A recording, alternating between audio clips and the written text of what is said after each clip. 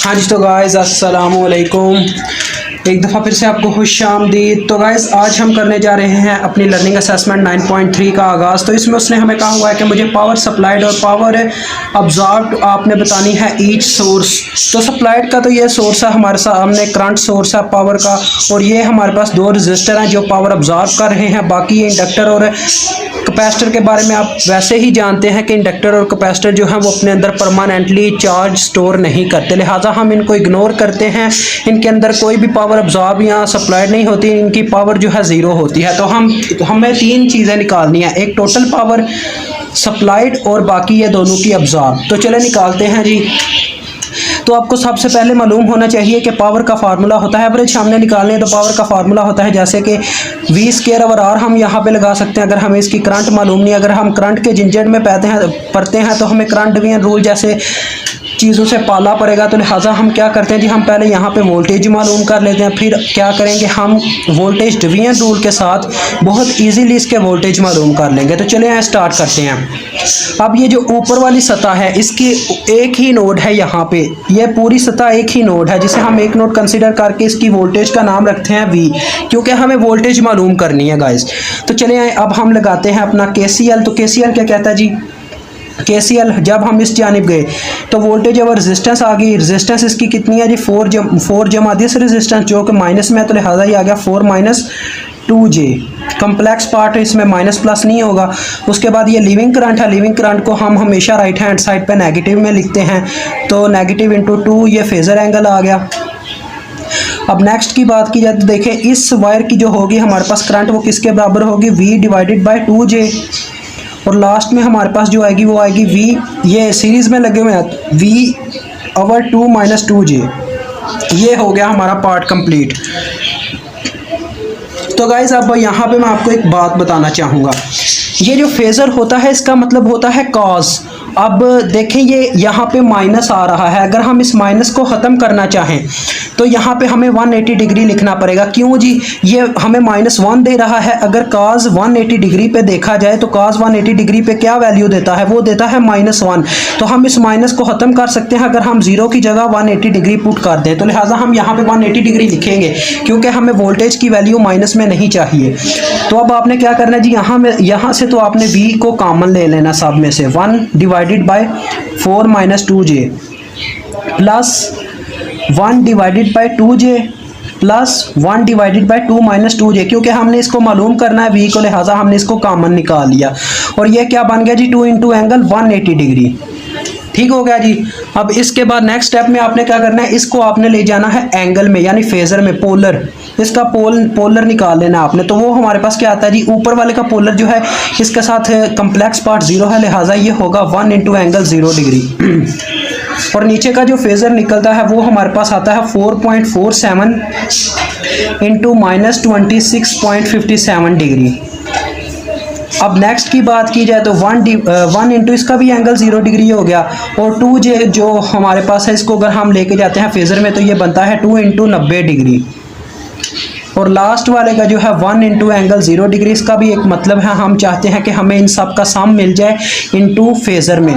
तो अब देखें नीचे यहाँ पे क्या बनेगा, हमारे पास आ जाएगा इसको जब हम फेजर में लेके जाते हैं ये आता है 2.83 इंटू एंगल आ रहा है -45 डिग्री इज इक्वल टू जो हमारे पास ये लेफ्ट हैंड साइड पे वही यहाँ पे आ जाएगा वैसे का वैसे ही।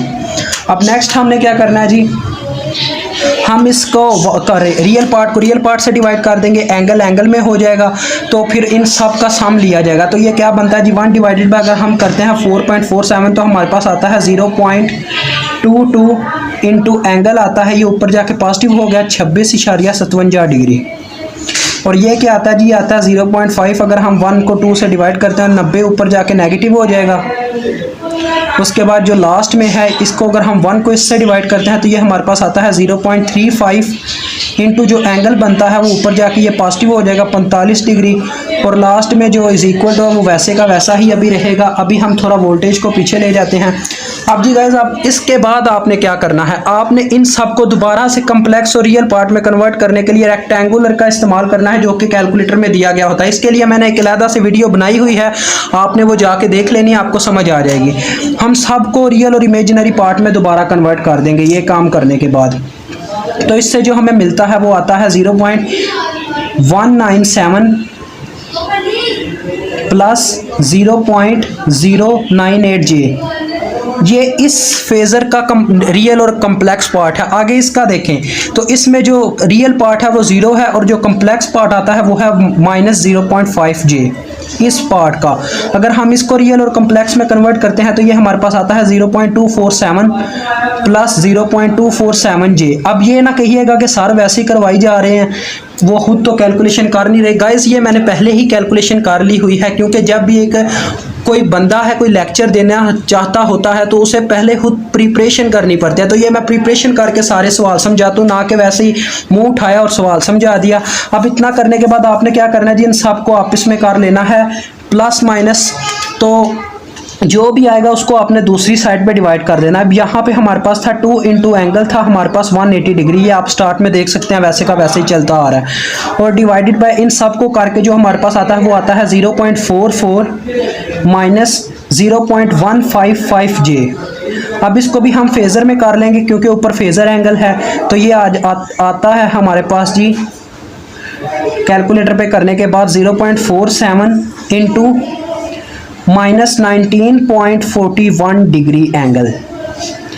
तो जी गाइज आप देख सकते हैं ये ऊपर जाके एंगल प्लस हो जाएगा इसमें, और ये इसको डिवाइड करेंगे तो ये हमारे पास आ जाएगा 4.2 इंटू एंगल आ जाएगा हमारे पास जी, इसको 6 भी साथ में आता है, और एंगल आ जाएगा हमारे पास ये प्लस हो गया 199 जी, बिल्कुल 199.41 डिग्री। इतना एंगल हमारे पास आ गया। ये आ गई हमारे पास टोटल वोल्टेज।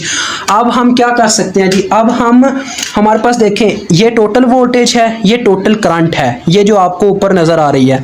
तो अब हम इन दोनों का इस्तेमाल करके total voltage average power supplied find out कर सकते हैं। तो फार्मूला क्या था हमारे पास जी, हम यहाँ पे लिखेंगे power supplied is equal to 1/2 into VM IM cos theta V minus theta I, ये फार्मूला था जी हमारे पास। तो यहाँ पे हमारे पास VM की वैल्यू ये आई है 1/2 इंटू 4.26 आ गया जी। IM की वैल्यू आपको जैसे कि पता है फेज़र में दी गई है 2 है, जो इसके साथ है फेज़र के साथ ही इसको हम IM कहते हैं, तो वो 2 आ गई इंटू cos एंगल आ गए। एंगल हमारे पास आया 199.41 वोल्टेज का, और ये वैसे ही 0 था, इसको लिखने की ज़रूरत नहीं है, आप इसी तरह से ब्रैकेट ऑफ कर दें।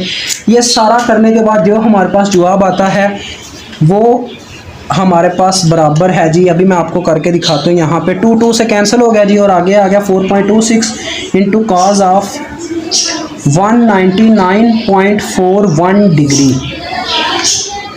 तो ये जी हमारे पास आ रही है -4 वाट। इतनी पावर सप्लाइड की गई है जी। आगे हमारा काम बनता है, हमने फाइंड आउट करना है ये 4 ओम में कितनी मतलब पावर अब्जॉर्ब की गई है, और ये 2 ओम रेजिस्टर ने कितनी अब्जॉर्ब किया। अभी आपको पता है कि हर नोड पे वोल्टेज सेम है, तो इनकी वोल्टेज सेम है, लिहाजा हम इनको भी इजीली सॉल्व कर सकते हैं। अब यहाँ पे एक नई चीज़ आ जाती है। देखें यहाँ पे 2 रेजिस्टर लगे हुए हैं, ये कैपेसिटर भी एज अ रेजिस्टर वर्क कर रहा है। तो हमें क्या करना पड़ेगा, यहाँ पे वोल्टेज डिवीजन रूल लगाना पड़ेगा ताकि हमें इसके क्रॉस जितने वोल्टेज ड्रॉप हुए हैं वो मिल जाए। टोटल वोल्टेज इतनी है और यहाँ पे कुछ वोल्टेज ड्रॉप हुए और यहाँ पे कुछ, तो वोल्टेज डिवीजन रूल क्या कहता है जी, वोल्टेज डिवीजन रूल। अब हम V4 ओम की फाइंड आउट करें, V4 ओम नाम दे लेते हैं। तो वो कहता है कि जो उनसे रजिस्टर पे आप वोल्टेज फाइंड आउट कर रहे हैं उस रजिस्टर को ऊपर रखें। थोड़ी देर के लिए मैं वीडियो ऑफ करता हूँ, ये पीछे साउंड आ रहा है।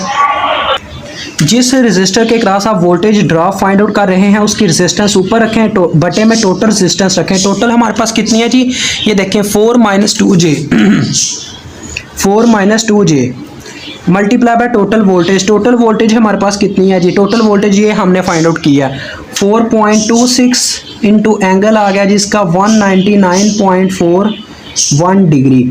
अब जी हम इसको हल कर लेते हैं कैलकुलेटर पे और आपको बताते हैं कितनी निकलती है। इसी के साथ साथ मैं अभी दूसरी वोल्टेज भी आपको बता देता हूँ। देखें जब हम V2 ओम निकालेंगे टोटल रेजिस्टेंस क्या बनेगी 2 - 2J, लेकिन इसकी अपनी रेजिस्टेंस 2 ऊपर रखी जाएगी, तो वो भी मैं यहाँ पे अभी लिख लेता हूँ। V2 ohm is equal to 2 divided by 2 - 2J, इसकी अपनी रेजिस्टेंस ऊपर बटे में टोटल रेजिस्टेंस आ गई, मल्टीप्लाई बाय टोटल वोल्टेज जो कि यही है जो ऊपर लिखी हुई है। अब मैं दोनों साथ में कैलकुलेट करने लगा हूँ ताकि हमारा टाइम ज़्यादा ज़ाया ना हो। तो चलिए मैं आपको कैलकुलेट करके बताता हूँ। तो गाइज़ मेरे जहन में यह है, पहले मैं आपको तरीका बताता हूँ। आपने पता क्या करना है, इसको फेजर में ले जाना। जैसे कि ये रियल पार्ट इमेजिनरी नहीं है, साथ में एंगल 0 आ जाएगा, यहाँ पे भी यही सीन होगा। इस बटे वाले को भी फेजर में लेके जाना। रियल पार्ट से डिवाइड होगा, रियल पार्ट से मल्टीप्लाई हो जाएगा। और इसी तरह एंगल भी आपस में, मतलब नीचे प्लस है तो ऊपर जाके वो माइनस होगा, फिर इसमें से प्लस हो जाएगा, यानी आपस में एंगल आपस में हो जाएंगे और रियल पार्ट में हो जाएंगे। तो इस तरह से ये कैलकुलेट होनी है। अब मैं आपको सारी कैलकुलेशन करके बताता हूँ। तो गाइज ये देख सकते हैं, मैंने सारी कैलकुलेशन कर रही है। हमारे पास ऊपर वाले की वैल्यू आई है 3.81 और एंगल आया है 225 डिग्री में, और नीचे वाले का 200। हम 4 ओम रजिस्टर की पावर कैलकुलेट कर रहे हैं। जैसा कि हम एवरेज पावर कैलकुलेट कर रहे हैं तो 1/2 तो आएगा, लेकिन इसका फार्मूला होगा Vm²/R। अब हमारे पास इसकी रजिस्टेंस तो 4 ओम है। Vm अभी हमने इसकी फाइंड आउट की है। यहाँ पे ये जो आप देख रहे थे, यहाँ पे हमारे पास Vm कितनी है, इसकी 4 ओम की 3.81 और दूसरे की 3.01। तो ये हम वहाँ पे पुट करेंगे। चलिए 3.81 पुट करते हैं जी। ये आ गया हमारे पास 3.81 का square divided by 2 multiply by 4, और नीचे P2 ओम की हम निकाल लेंगे, जो आएगी हमारे पास 1/2 इंटू Vm² ही आएगा, लेकिन Vm की वैल्यू यहाँ पे चेंज होगी, जो कि हमने पहले वोल्टेज डिवीजन रूल से निकाली है। तो ये है 3.01 का square divided by 2 multiply by 2। अब हम इसको कैलकुलेट कर लेते हैं अपने कैलकुलेटर पे। तो गाइस जैसा कि आप देख सकते हैं, ये हमारे पास 2 आंसर आए हैं। इस तरह से हमारा होता है क्वेश्चन ख़त्म। अल्लाह हाफिज़, अस्सलाम वालेकुम।